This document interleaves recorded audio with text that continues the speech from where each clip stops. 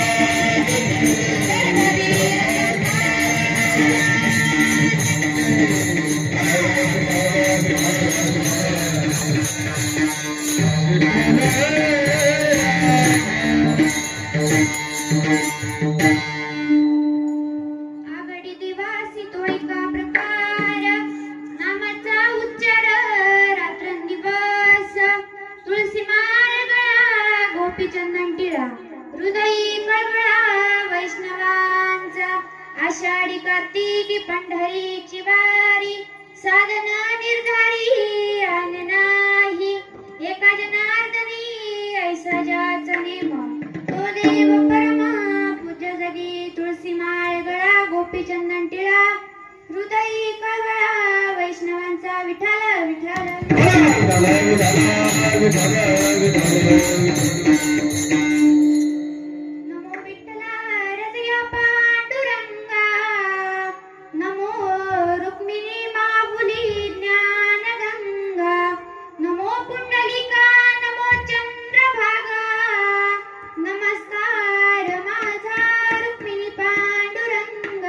पंढरीचा देवराया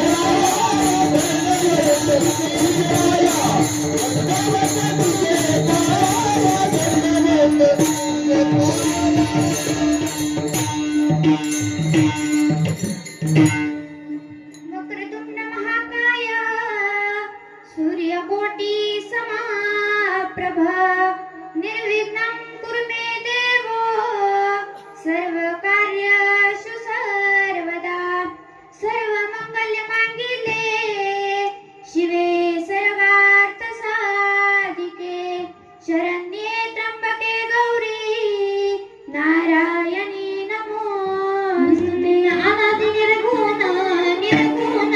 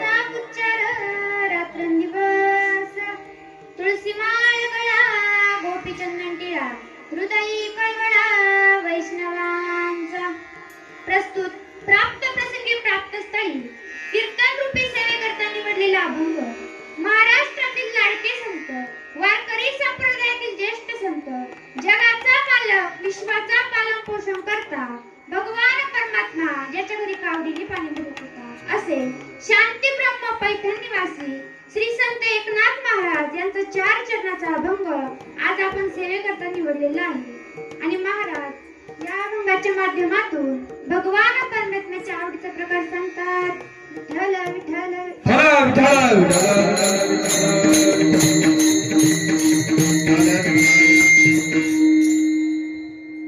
तसेच माझे गुरुवर्य महाराष्ट्रातील नामवंत युवा कीर्तनकार भागवताचार्य हरिभक्तपरायण कुशालीताई उगले यांच्या गुरुकृपेने आणि माझे आजोबा श्री चिंदूरादाजी गरुड यांच्या आशीर्वादाने मी आज या गादीवर उभे आहे. आणि तुम्हा सर्व टाळकरी, माळकरी, विनेकरी आणि बसलेल्या सर्व सज्जन श्रोत्यांच्या कृपा आशीर्वादाने मी आज या गादीवर उभे आहे. मस्तक हे पायावरी या वारकरी संतांच्या. कीर्तन सुरू करण्यापूर्वी थोडासा परिहार देणं हे कीर्तनकाराचं किंवा वक्त्याचं आद्य कर्तव्य असतं. आणि या नात्याने आज आपण चालू असलेला अखंड त्रिदिनी सप्ताह आणि या सप्त्यातील पहिल्याच दिवसाची सेवा माझ्यासारख्या बालक पामराकडे आली हे मी माझे परम भाग्य समजते.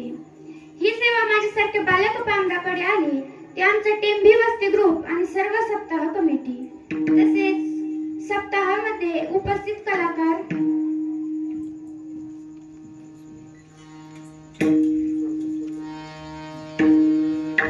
आमचे मृदुंगावर असणारे पुंडलिक महाराज वाघमोड यांचेही मी मनपूर्वक आभार व्यक्त करते. तसेच गायनावर असणारे आमचे सागर महाराज निकम यांचेही मनपूर्वक आभार व्यक्त करते. तसेच अंकुश महाराज सदगीर यांचेही मी मनपूर्वक आभार व्यक्त करते. आणि तसेच माझे गुरुवर्य महाराष्ट्रातील नामवंत युवा कीर्तनकार भागवताचार्य हरिभक्तपरायण कुशालीताई उगले आमच्या ताई इथे उपस्थित आहे. ताईंचेही एकदा मनपूर्वक आभार व्यक्त करते. दोन्ही चौकदारांचे एकदा मनपूर्वक आभार व्यक्त करते. विनेकरी बाबांचे एकदा मनपूर्वक आभार व्यक्त करते. साऊंड सिस्टीम वाल्यांचे एकदा मनपूर्वक आभार व्यक्त करते. मागे नारायणी वारकरी शिक्षण संस्थेतील मुलीही इथे उपस्थित आहेत त्यांचेही एकदा मनपूर्वक आभार व्यक्त करते. आमचे बाबाही इथे उपस्थित आहेत त्यांचेही एकदा मनपूर्वक आभार व्यक्त करते. पेटीवाल्यांचेही एकदा मनपूर्वक आभार व्यक्त करते आणि कीर्तन रूपी सेवेला सुरुवात करते. विठ्ठल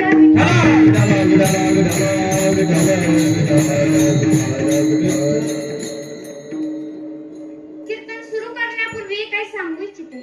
इथे मृदुंगाचार्य झाले महान, पेटीवादक महान, गायनाचार्य महान, सर्व टाळकरी महान, बसलेले सर्व सज्जन श्रोते महान. पण काय करणार, कीर्तनकारच पडले लहान. जसं एखादी बिल्डिंग बांधायची म्हटलं की त्याला साईडने स्ट्रॉंग पिलर लागतात. मग ते पिलर म्हणजे टाळकरी आणि स्लॅब म्हणजे कीर्तनकार. यातला एक जरी पिलर डॅमेज झाला तर स्लॅबला तडा जाण्याची दाट शक्यता असते. म्हणून जेवढं महत्व कीर्तनकाराला तेवढं महत्व मृदुंगाचार्याला, तेवढं महत्व पेटीवादकाला, तेवढं महत्व गायनाचार्याला. विठ्ठल विठ्ठल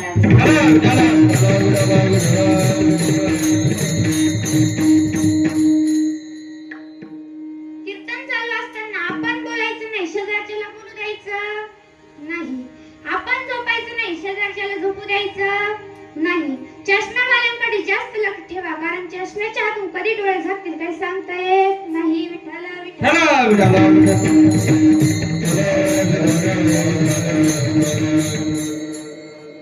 चिंतनासाठी घेतलेला अभंग हा सर्वांच्या पाठातील आहे, परिचयातील आहे. महाराज या अभंगाच्या माध्यमातून भगवान परमात्म्याच्या आवडीचा प्रकार सांगतात. मुळात आपल्याला 3 लोकांच्या आवडी बघायच्या आहेत.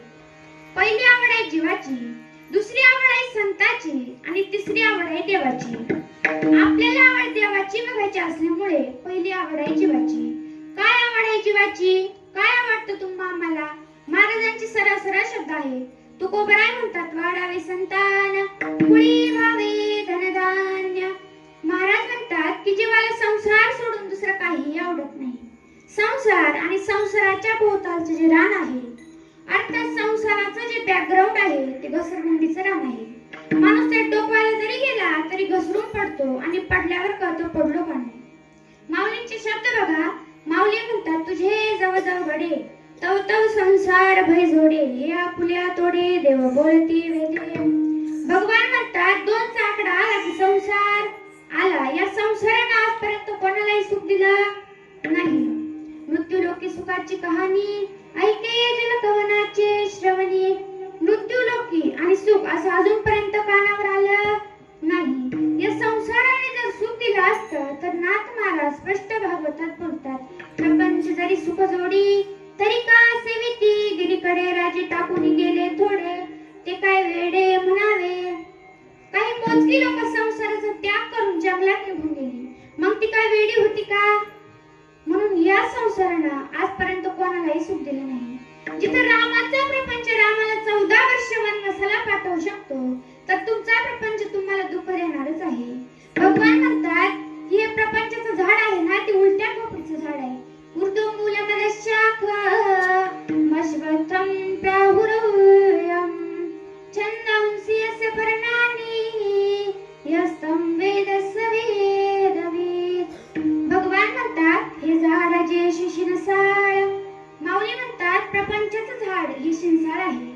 आणि त्याचबरोबर महाराज एवढं त्रासदायक आहे की ते कोणाची हिटिंगल करतं. त्याला शाळा कळत नाही, वेडा कळत नाही. कोणाची कुठून हवा काढणार काय सांगता येत नाही. काही तर कामातूनच गेले.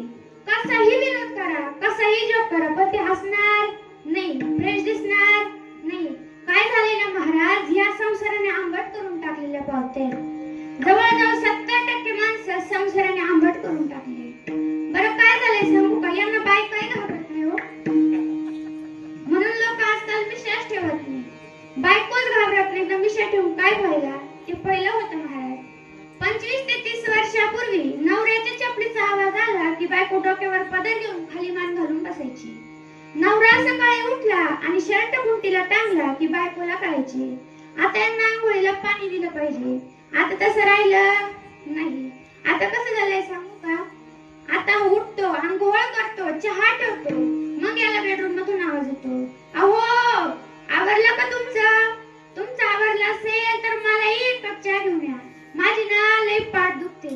मग पोळ्याचंच बाई हा लगेच तिला चहा घेऊन जातो. काय झालंय माहितीये का, बायकोनी ना तुमची कोची ओळखून घेतली. म्हणून कोणाचीच बायको कोणाला घाबरत नाही. वाजवणाऱ्याची नाही, गायनाचार्याची नाही, नोकरीवाल्याची नाही, शेतकऱ्याची नाही, आचार्याची नाही. बायको सहजच नवऱ्याला म्हणतात. तुम्हाला तर ना अक्कलच नाही. तोही कुशल म्हणतो, तू म्हणते ना तेच खरं. विठ्ठल विठ्ठल.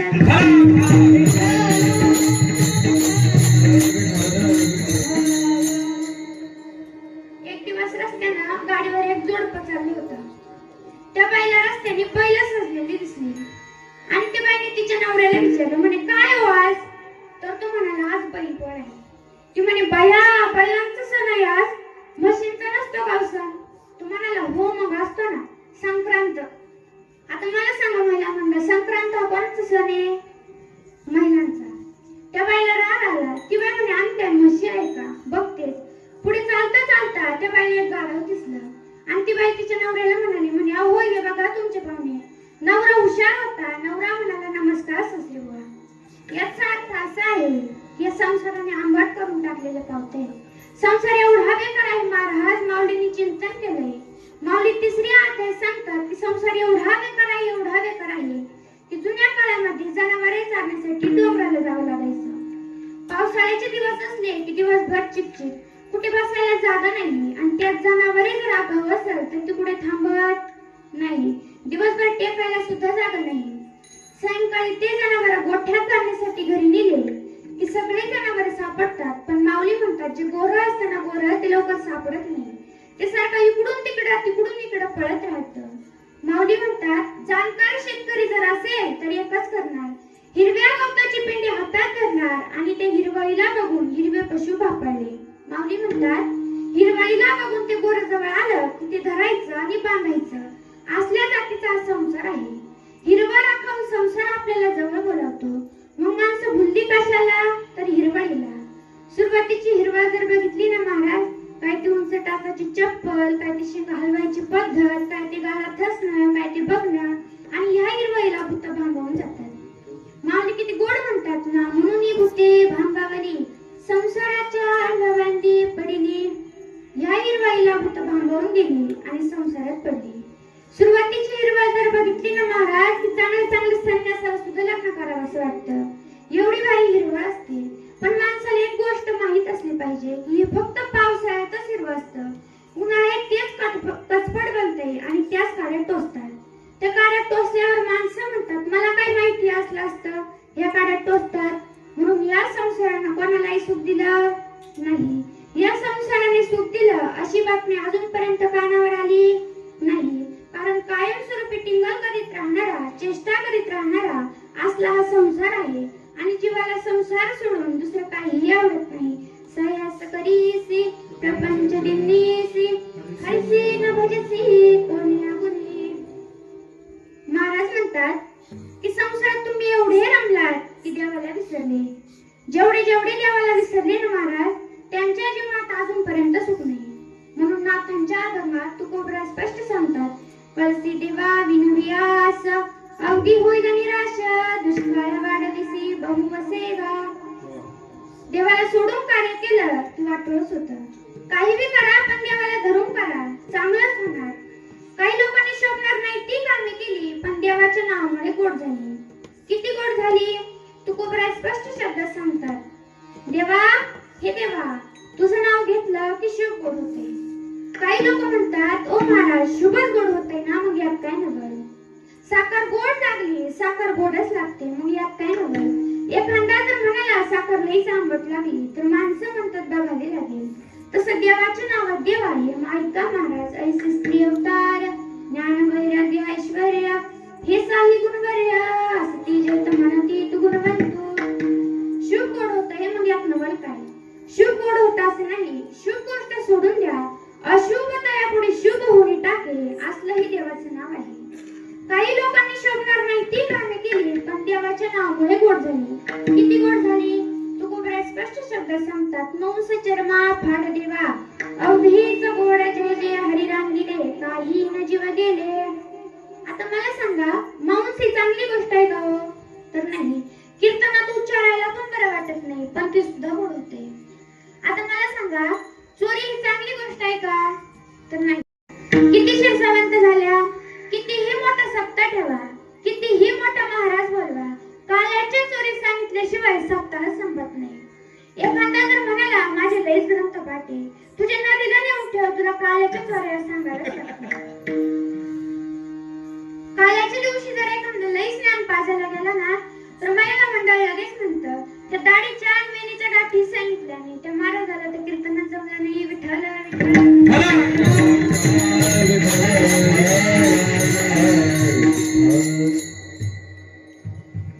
मला सांगा, चोरी चांगली की मारामारी चांगली? चोरी चांगली. तुमच्या घरी जर चोर आले, येऊ नये पण जर आले तर तुम्ही त्याला काय म्हणाल? ये बाबा जे न्यायचं ते नाही पण हाणू मारू काय नको. म्हणून मारामारी चोरीपेक्षा बेकार. मग पांडवांनी काय केल्या तर मारामाऱ्याच केल्या पण ते देवाला धरून केल्या, त्यामुळे पांडवांच्या मारामाऱ्या गोड झाल्या. किती गोड झाल्या? तर पांडवांच्या मारामाऱ्यांचा ग्रंथ तयार झाला, तो म्हणजे महाभारत. म्हणून आपण रोज फुलं ठेवून पूजा करतो. कीर्तनात बोलू नाही पण पांडवांपेक्षा कौरव हे 1000 पटीने चांगले वागत होते. पांडव 5 होते पण बदमाश होते. म्हणून तुकोबराय म्हणतात त्यांच्या तोंडाकडे बघायचं सुद्धा नाही. पांडव कुळासी पाहता दोष अंगीचे वसेही जन्म पिंपळासी.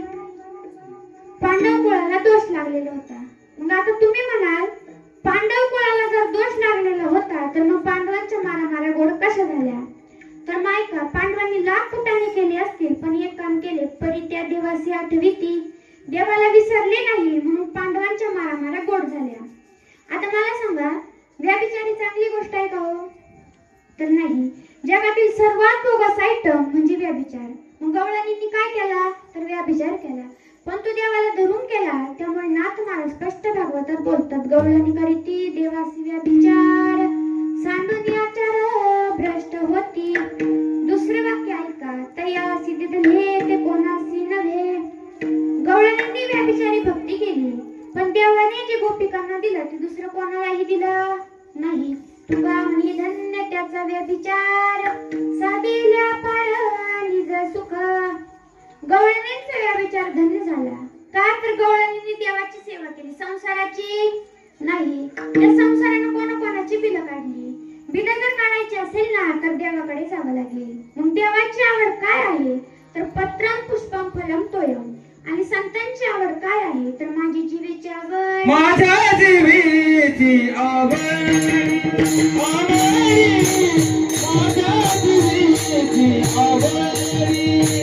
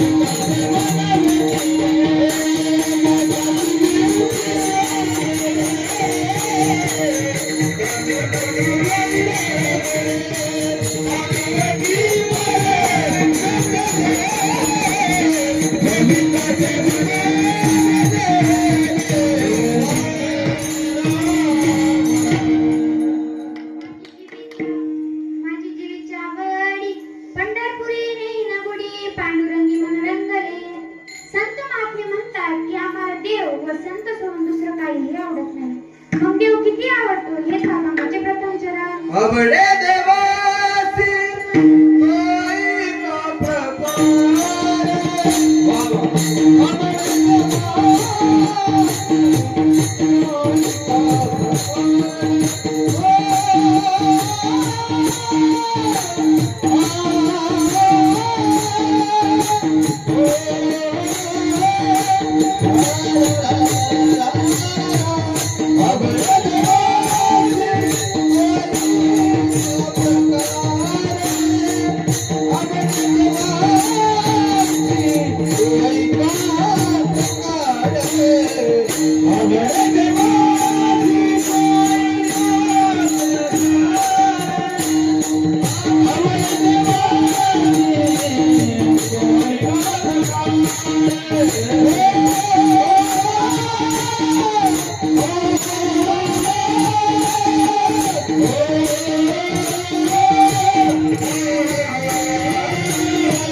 Oh,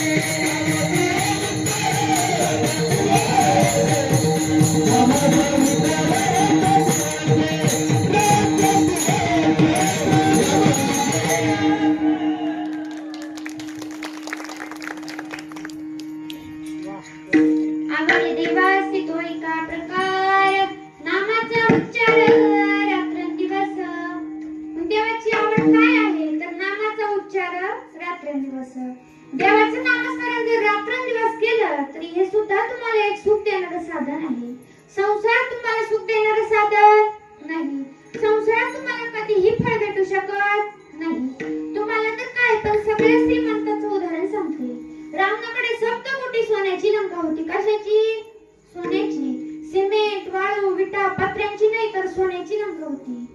सोन्याच्या लंकेत राहून रावणाने प्रयत्न केला की खाऱ्या पाण्याचा समुद्र गोड करेल. झाला का गोड? तर नाही. कारण रावणाची ही इच्छा संसारातली होती आणि संसारातली इच्छा कधीही पूर्ण होऊ शकत नाही. रावणाची दुसरी इच्छा अशी होती की स्वर्गाला शिडी लावली. जर खरंच रावणाने स्वर्गाला शिडी लावली असती तर आपली पोरं पिक्चर बघायला, साईराज सूर्यवंशी बघायला टॉकीजला नसती गेली, तर शिडी शिडीनं वरती गेली असती आणि रंभा अप्सरा पाहून खाली गेली असती. रावणाची तिसरी इच्छा अशी होती की सोन्याला सुगंध आले. आला का महिला मंडळ सोन्याला सुगंध? तर नाही. कारण रावणाची ही इच्छा संसारातली होती आणि संसारातली इच्छा कधी फळ देऊ शकत नाही. ज्याच्याकडे सोन्याची लंका असून त्याच्या इच्छा पूर्ण नाही झाल्या तर मग आपल्याकडे काय आहे? 2 एकर जमीन, ती बी लय भारी, सारा पराठाच, पाऊस पडला तरी काही उगत नाही आणि नाही पडला तरी काही उगत नाही. काय अजून आपल्याकडं? एक चिपडी बायकोन 2 शेंबडे पोरं. या संसारात कधी फळ भेटू शकत नाही. परमार्थात फळ मिळतं, पण परमार्थातलं फळ आहे निर्भयता, निश्चितता, सुखरूपात कोणाच्या दबावाखाली जगणं नसावं, म्हणजे स्वातंत्र्यता. हेच परमार्थातलं फळ आहे. लोक नामचिंतन करतात पण एका देवाचं नाही. वार बदलला की देव बदलतो. तुकोबरांनी अशा लोकांचे चेहरे पाहिले आणि ते म्हणाले, तुम्ही जर अशा पद्धतीने देवाच्या नामाचा उच्चार कराल तर तुम्हाला फळ भेटणार नाही. उडीली गौरी तैसे दिले तोंडावरी. महाराज म्हणतात, मग तुमचे चेहरे सुटलेले का? कारण जो देवाचं नामस्मरण करतो ना त्या माणसाचा चेहरा वेगळा असतो. महाराज तुम्ही जर आळंदीला गेलात तर आळंदीला जोग महाराज संस्थेमध्ये शांती ब्रह्म मारुती बाबा राहतात. त्यांचं वय आता 92 ते 93च्या घरात आहे. ते कधी कोणाचं रुपयाही मागत नाही आणि कधी कोणाचं रुपयाही जवळ ठेवत नाही. कितीही पैसे द्या पण ते पैसे जवळ ठेवत नाही. त्यांनी जी पेटी आणली त्याच पेटीत त्यांचं ताट तांबे आहे, त्याच पेटीत त्यांचे ग्रंथ आहे. जगात अशी एकच संस्था आहे की त्या संस्थेमध्ये शिक्षकालाही पगार नाही आणि विद्यार्थ्यालाही फी नाही. अशा संस्थेचे ते अध्यापक आहे. त्यांचं वय आता 92 ते 93च्या घरात आहे असं वाटत नाही. त्यांच्या चेहऱ्याकडे बघितल्यावर असं वाटतं की माझ्या 16 वर्षाच्या माऊलींचं दर्शन झाले. ही ताकद फक्त नामस्मरणात आहे. नामस्मरण हे मुखाने जरी नाही करता आलं तरी नामस्मरण हे कानाने ऐकलं पाहिजे. नामस्मरण केल्याने तो जगाचा बाप आपल्या जीवनाचा उद्धार करून टाकतो. एक उदाहरण सांगते, बघा लक्षपूर्वक ऐका. एका तरुणाची वरात चालली होती. पूर्वीच्या काळची वरात होती, आताच्या काळची नाही. पूर्वीच्या काळची वरात म्हटलं की पूर्वीच्या काळची वरात ही बैलगाडीतून असायची. तो नवरदेव ही दिसायला सुंदर होता, तब्येत, रुबाब, भारदस्त पिवळा मिशा. पूर्वीचा नवरदेव सांगते, आताच्या काळचा नाही. कारण आताच्या काळचे जर नवरदेव बघितले तर त्यांना तब्येतही नाही, रुबाबही नाही, वारा आला तरी उडून जातील अशा आताच्या काळचे नवरदेव. तो नवरदेव दिसायला भारदस्त पिवळा मिशा, तब्येत, रुबाबही होता आणि त्याची पत्नी ही दिसायला सुंदर होती आणि त्यातल्या त्यात ती 32 लक्षणे होती. पण आजकाल काय झालंय सांगू का? आजकालच्या नवरदेवांना बायको ही फक्त दिसायला सुंदर हवी असते. बायको दिसायला सुंदर नसून बायको ही 32 लक्षणे असली पाहिजे. कारण आपण या भारत देशात राहतो. या भारत देशात देखाव्याला नाही तर कर्तृत्वाला महत्व आहे. नदीचं पात्र किती मोठं आहे हे बघितल्यापेक्षा त्या नदीत पाणी किती आहे हे बघितलं पाहिजे. झाड किती मोठं आहे हे बघितल्यापेक्षा त्या झाडाला फळं किती आहे हे बघितलं पाहिजे. आणि मंदिर किती मोठं आहे हे बघितल्यापेक्षा त्या मंदिरात देव किती मोठा आहे हे बघितलं पाहिजे. बघा, त्या नवरदेवाची पत्नी ही दिसायला सुंदर होती. चांदणी रात्र होती, चंद्राचा लख्ख असा प्रकाश पडलेला होता आणि ती चांदणी रात्रमधून त्या नवरदेवाची वरात चालली होती. रस्त्याच्या दोन्ही कडेला त्या नवरदेवाचे नातेवाईक नाचत होते. पण त्या नाचणाऱ्यांपैकी त्या नवरदेवाचं लक्ष एका तरुणाकडे गेलं. त्या नवरदेवाने 5 मिनिटं आपली वरात थांबवली आणि त्या तरुणाकडे गेला. तर त्या तरुणाच्या एका डोळ्यातून अश्रूच्या 2 धारा वाहत होत्या. नवरदेवाने विचारलं, म्हणे काय रे बाबा, का रडतोस? तुला माझं चांगलं झालेलं देखवलं नाही का? तर तो तरुण म्हणाला, म्हणे दादा, जेवढा आनंद या नाचणाऱ्यांना झाला ना त्याचे डबल आनंद मला झाले. नवरदेवाने विचारलं, म्हणे मग रडण्याचे कारण काय? तर त्या तरुणाने सांगितलं, म्हणे दादा, जसं तुझं लग्न झालं ना तसं माझंही लग्न व्हावं असं मला वाटतं. तर तो नवरदेव म्हणाला, होईल ना, मग का नाही होणार? तू तर माझ्यापेक्षाही दिसायला सुंदर आहे, तब्येत आहे, रुबाब आहे, नक्कीच होईल. तर तो तरुण म्हणाला, म्हणे दादा, माझं लग्न होणं शक्य नाही. कारण या पुरुषार्थ काढून टाकलाय. तर नवरदेवाने सांगितलं म्हणे हे बघ, काळजी करू नको, रडू नको. आजची रात्र जाऊ दे आणि उद्या तू माझ्या घरी ये. माझ्या घरी माझे आजोबा राहतात, त्यांच्याकडे यावरचं औषध आहे. त्या तरुणाने ती रात्र जाऊ दिली आणि दुसऱ्या दिवशी त्या नवरदेवाच्या घरी गेला. त्या आजोबांना सगळी हकीकत सांगितली आणि आजोबांना म्हणाला म्हणे आजोबा, मला माझ्या जीवनाचा उद्धार करून घ्यायचा आहे. तर आजोबांनी सांगितलं म्हणे हे बघ, तुला जर तुझ्या जीवनाचा उद्धार करून घ्यायचा असेल तर तुला मुखाने देवाचं नामस्मरण करावे लागेल. तो तरुण म्हणाला म्हणे आजोबा, ज्याने माझ्या जीवनातला पुरुषार्थ काढून टाकलाय त्याचं नाव माझ्या मुखात येणं शक्य नाही. दुसरा उपाय सांगा. आजोबांनी सांगितलं म्हणे हे बघ, तुला एकतर मुखाने नामस्मरण करावे लागेल, नाहीतर कानाने नामस्मरण ऐकावे लागेल. याशिवाय दुसरा पर्याय नाही. तो तरुण म्हणाला म्हणे आजोबा, मी तर काही मुखाने नामस्मरण करू शकत नाही, पण मी एक काम करेल. दररोज जिथे कुठे भजन चालू असेल त्या भजनाच्या 10 फूट लांब जाऊन बसेल आणि ते भजन ऐकेल. त्या तरुणाचा रोजचा नित्यनेम सुरू झाला. जिथे कुठेही भजन चालू असायचं तो तरुण त्या भजनाच्या 10 फूट लांब जाऊन बसायचा आणि ते भजन ऐकायचा. पण ते भजन ऐकून ऐकून त्या तरुणाला त्या भजनाची गोडी निर्माण होऊ लागली. जशी जशी त्या भजनाची गोडी निर्माण होऊ लागली तसा तसा तो तरुण त्या भजनाच्या जवळ येऊ लागला. एक दिवस तो तरुण भजनात येऊन बसला आणि देवाचं भजन करू लागला. भजन करता करता त्याला त्या पांडुरंग परमात्म्याला भेटण्याची इच्छा झाली. तो पंढरपूरला गेला, चंद्रभागेचं स्नान केलं, दर्शन पाहायला लागला. पांडुरंगाचं दर्शन घेतलं तर पांडुरंगाने त्या तरुणाच्या जीवनाचा उद्धार करून टाकला. आजही त्या व्यक्तीचं नाव घेतल्याशिवाय पहाटेचा काकडा पूर्ण होत नाही. मग ऐका त्या व्यक्तीचं नाव, कान्हो पात्रा खोदू आणि पिंजारी तो दादू. म्हणून मुखाने नामस्मरण केलं पाहिजे. नामस्मरण केल्याने तू जगाचा बाबा आपल्या जीवनाचा उद्धार करून टाकतो. म्हणून जन्माला आल्यानंतर मुखाने नामस्मरण केलं पाहिजे. गळ्यामध्ये पवित्र अशी तुळशीची माळ घातली पाहिजे. कपाळी गोपीचंदन टिळा लावला पाहिजे. हेच महाराज अभंगाचे द्वितीय तुळशी माला गळा गोपीचंदन टिळा. तुळशी माला गळा गोपीचंदन टिळा. हा तुळशीला गळा गोपीचंदन टिळा.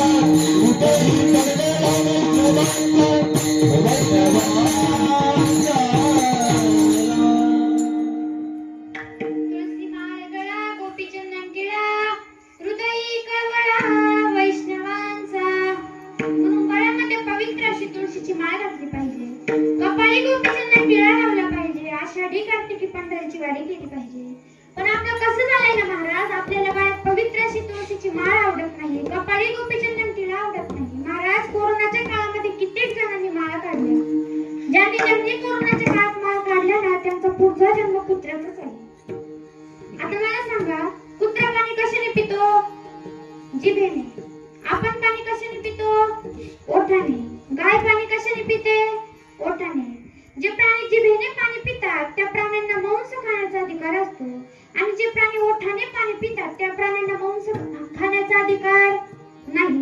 पण असे बरेच कुत्रे मांस खातात. असे जे जे कुत्रे मांस खातात ना, अशा बऱ्याच कुत्र्यांना माझी विनंती आहे की मांस खाऊ नका.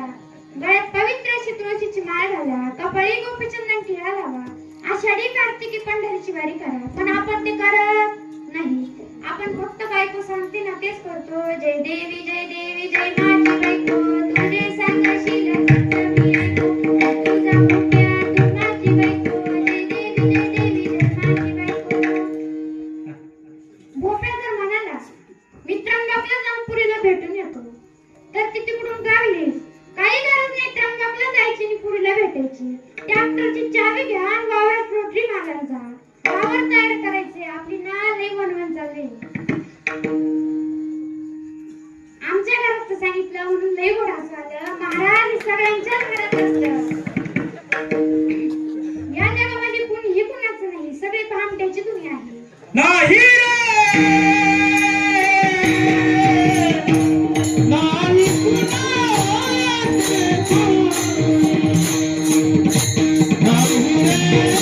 तू, नाही रे, नाही कुणाचे तुझे, हो नाही रे, नाही कुणाचे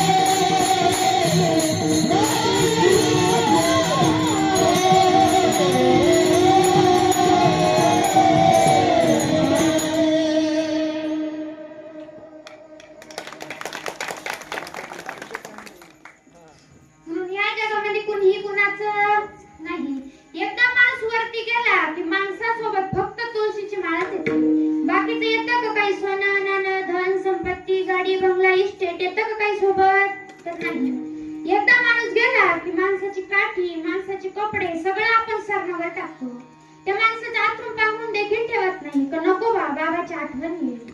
बाबाची आठवण पांघरून बघून तुम्हाला जर बाबाची आठवण येते तर मग बाबाने कमवलेलं सोना पैसा धन संपत्ती पाहून नाही येत का बाबाची आठवण? सगळी भामट्याची दुनिया आहे.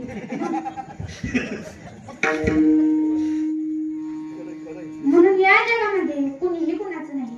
म्हणून जन्माला आल्यानंतर गळ्यात पवित्र अशी तुळशीची माळ घातली पाहिजे, कपाळी गोपीचंदन टिळा लावला पाहिजे. महाराज गोपीचंदन टिळा नुसता बघितला ना तर तो जगाचा मालक आपल्याला काय दिले सांगता येत नाही. एक उदाहरण सांगते बघा, लक्षपूर्वक ऐका. एका महाराजाची एका गावात कथा चालू होती. एक वकील ती कथा ऐकायला गेला तर ते महाराज त्या कथेत सांगत होते की गळ्यामध्ये पवित्र अशी तुळशीची माळ घातली पाहिजे, कपाळी गोपीचंदन टिळा लावला पाहिजे, आषाढी कार्तिकी पंढरीची वारी केली पाहिजे. कथा संपल्यानंतर तो वकील त्या महाराजांकडे गेला आणि म्हणाला, म्हणे महाराज, माझी ही खूप इच्छा आहे की कपाळी गोपीचंदन टिळा लावावा, गळ्यात पवित्र अशी तुळशीची माळ घालावी, पण मी कपाळी गोपीचंदन टिळा लावल्यावर ऑफिसला गेल्यावर लोक मला हसतील याची मला लाज वाटते. त्या वकिलाला पूजा केल्याशिवाय आणि कपाळी गोपीचंदन टिळा लावल्याशिवाय चहाचा घोट सुद्धा घेऊन नये. तो वकील म्हणाला, म्हणजे महाराज, मला तर काय गोपीचंदन टिळा लावायला जमणार नाही, पण मी एक काम करेल. आमच्या समोर एक कुंभार काका राहतात, ते रोज गोपीचंदन टिळा लावतात. त्यांचा गोपीचंदन टिळा बघितल्याशिवाय आणि देवपूजा केल्याशिवाय मी चहाचा घोट सुद्धा घेणार नाही. त्या वकिलाचा रोजचा नित्यनेम सुरू झाला.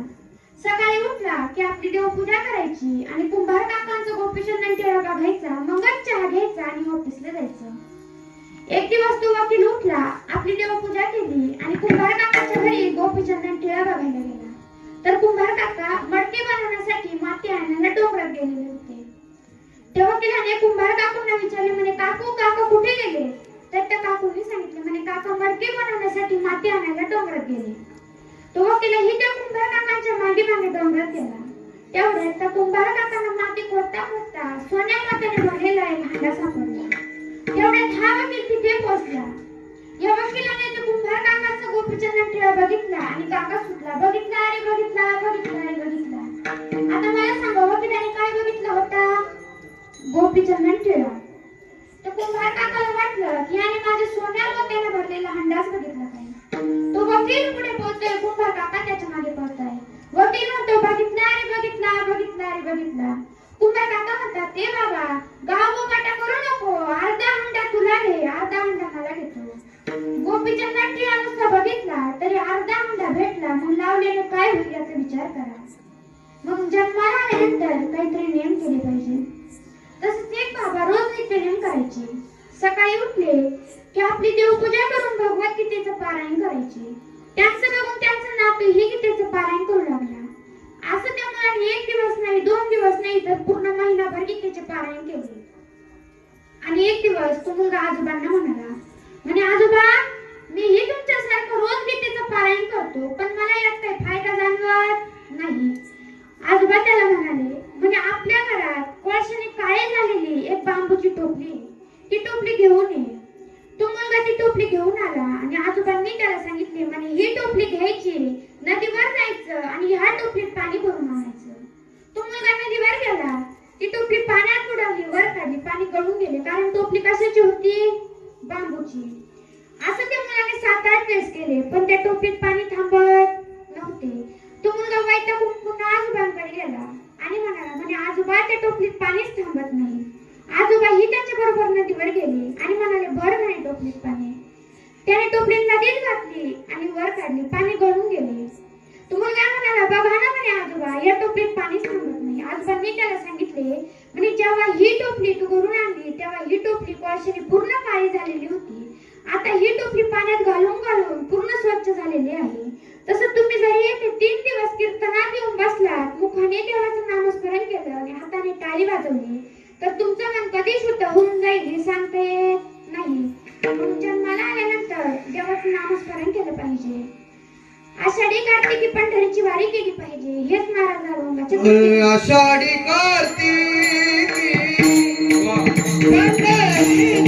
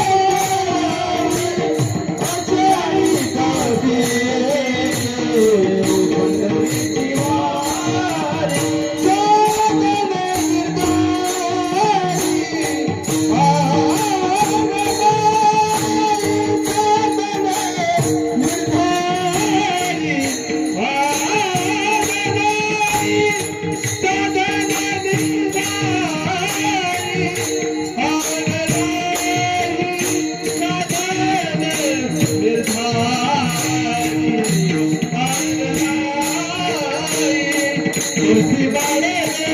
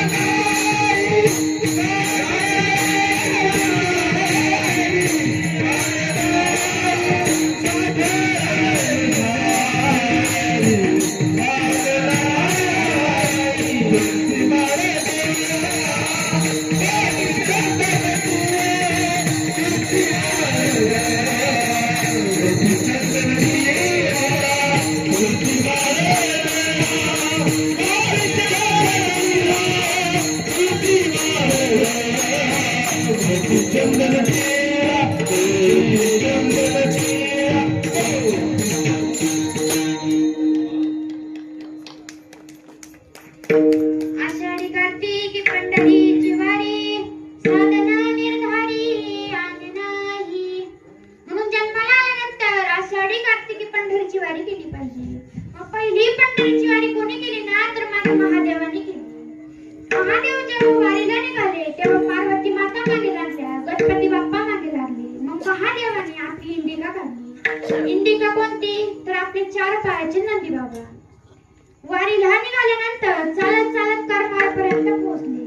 करमाळ्याला पोहोचल्यानंतर पार्वती माता थकल्या आणि पार्वती माता शंकर महादेवाला म्हणे स्वामी मी आता थकले, मी पुढे येऊ शकणार नाही. मग महादेवाने पार्वती मातेला घेतलं आणि तिथेच करमाळ्याला स्थानापन्न केलं. तुम्ही आजही करमाळ्याला गेला तर करमाळ्याला कमळा देवीचं मंदिर आहे. ती कमळा देवी म्हणजेच आपली पार्वती माता. मग करमाळा कोणतं तर जिथे आरची परसाच्या पिक्चरची शूटिंग झाली ते करमाळा. तिथून पुढे गणपती बाप्पा, नंदी बाबा आणि शंकर महादेव वारीला निघाले. पंढरपुरात पोहोचले, चंद्रभागेचं स्नान केलं, दर्शन घ्यायला लागले. वारीला लागल्यानंतर तर बाहेरचे लोक बोलायला लागले की हा आला तर आला, एवढा मोठा नंदी सुद्धा घेऊन आला. मग नंदी बाबाला घेतले आणि तिथे हनुमंताच्या मंदिरात स्थानापन्न केलं. तिथून पुढे शंकर महादेव, गणपती बाप्पा आत मंदिरात निघाले. पण गणपती बाप्पाचं पोट मोठं असल्यामुळे गणपती बाप्पाचं पोट त्या गर्दीत दाबायला लागलं. मग महादेवाने गणपती बाप्पाला घेतलं आणि मंदिराच्या दरवाजाच्या चौकटीत स्थानापन्न केलं. तुम्ही आजही कुठल्याही मंदिरात गेला तर आधी दरवाजाच्या वरती हात करून गणपतीचं दर्शन, मग देवाचं दर्शन. शंकर महादेवाने गणपती बाप्पाला दरवाजा स्थानापन्न करून शंकर महादेव आत गेले. पांडुरंगाचं दर्शन घेतलं. ते पांडुरंगाने शंकर महादेवाला पाहिलं तर त्या पांडुरंगाला इतका आनंद झाला की त्या पांडुरंगाने शंकर महादेवाला आपल्या चरणावर नाही तर आपल्या डोक्यावर जागा दिली. का तर माझ्या महादेवाने पहिली पंढरीची वारी केली. मग वारी कोणासारखी करावी तर माझ्या तुकोबरायांसारखी करावी. एक दिवस तुकोबरायांच्या अंगात अशांत असा ताप पडलेला होता. तुकोबराय देहू चौकात येऊन बसले आणि कोणाची तरी वाट पाहत होते. तेवढ्यात तिने मुंबाची बुवा आली आणि म्हणे अहो तुकोबराय, अंगात अशांत असा ताप भरलाय आणि एवढ्या उन्हात कोणाची वाट बघताय. तेव्हा तुकोबराय म्हणतात ती वारकरी वाट पाहतो तो घरी सांगेन निरोपाची बात.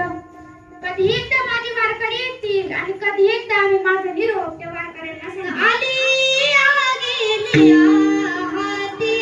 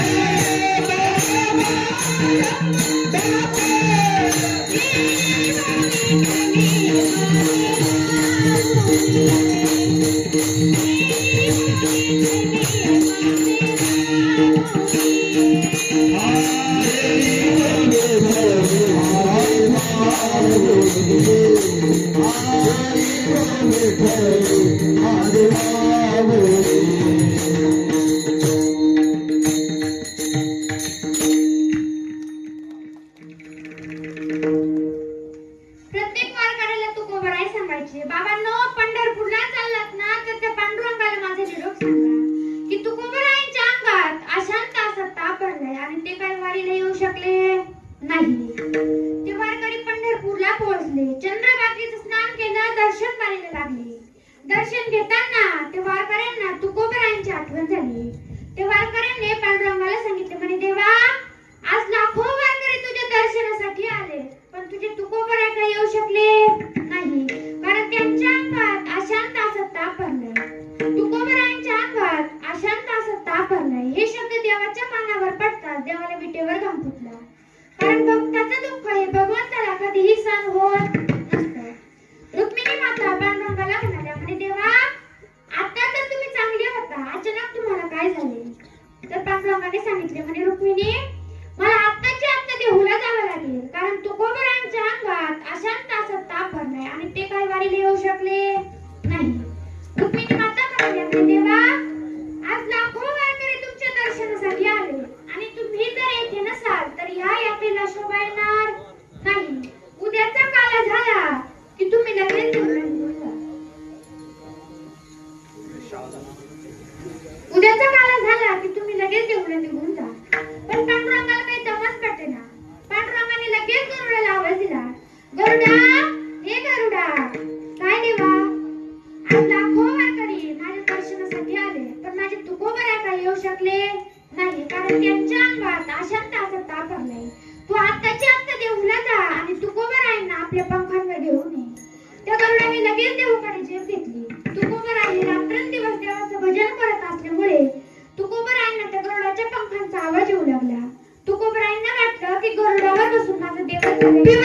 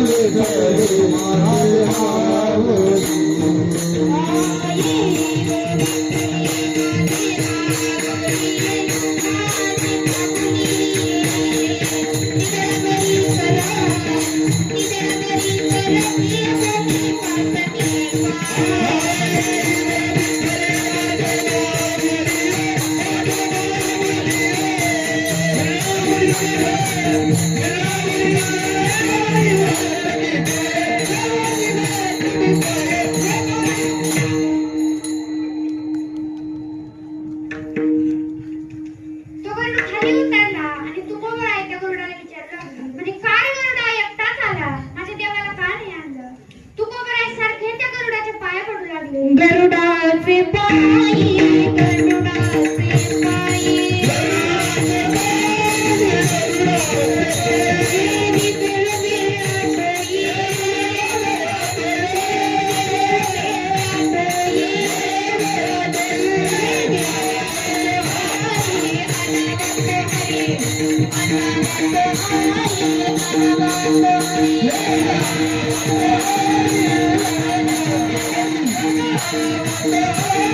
Thank you.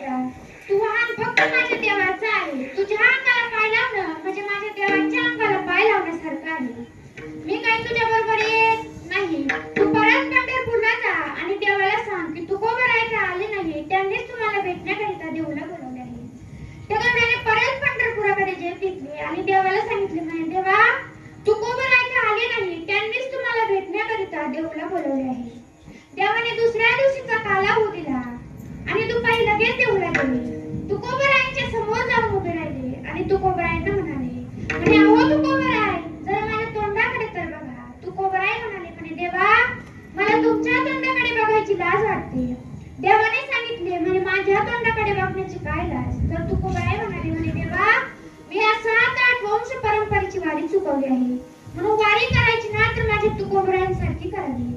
आपण पंढरपूरला गेलो होतो तेव्हा आपल्याकडे काय मागतो, तर फक्त 5 रुपयाची फुलं, पत्रं पुष्पं फलं तोयं यो मे भक्त्या प्रयच्छति तदहं भक्त्युः प्रहरोत् मश्नामि प्रयतात्मनः. देव म्हणतो की जो कोणी भक्त प्रेमाने सगुण रूपाने पान फूल इत्यादी मला अर्पण करतो ते मी आवडीने खातो. पण आपलं कसं झालंय ना महाराज, आपल्याला जर एखादा बुंदू बाबा भेटला आणि तो जर म्हणाला तुला तुझ्या जीवनाच्या कल्याणासाठी एक बोकडा किंवा 11,000ची पूजा करावी लागेल, आपण लगेच त्याच्याकडून ती पूजा करून घेतो. एवढ्या करण्यापेक्षा माझी देवाची जर रोज नित्यनेमाने भक्ती केली, जर रोज नित्यनेमाने सेवा केली, तर तो त्याच्या चरणावर जागा दिल्याशिवाय राहणार नाही. हेच माझा जागोबाचे शेवट. एका जनार्दनी